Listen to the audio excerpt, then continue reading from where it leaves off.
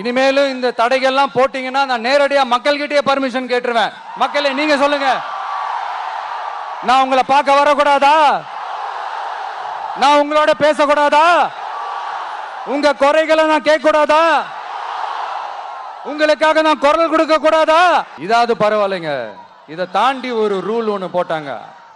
பஸ்ஸுக்குள்ளேயே இருக்கணுமா, பஸ்ஸை விட்டு வெளியில வரக்கூடாதா, கையை இவ்வளவுதான் தூக்கணுமா, இப்படியே வரணுமா, மக்களை பார்த்து சிரிக்காத, மக்களை பார்த்து கையசைக்காத, இப்படியெல்லாம்.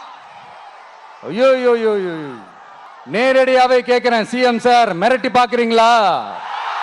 அதுக்கு இந்த விஜய் ஆள் இல்ல சார், அதுக்கு நாம ஆள் இல்ல சார்.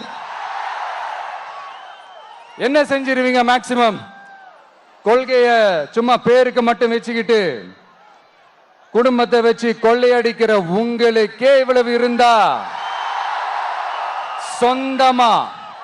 சொந்தமா உழைச்சி சம்பாதிச்ச எனக்கு எவ்வளவு இருக்கும்? இந்த அடுக்குமுறை, இந்த அராஜக அரசியல்லாம் வேணாம் சார்.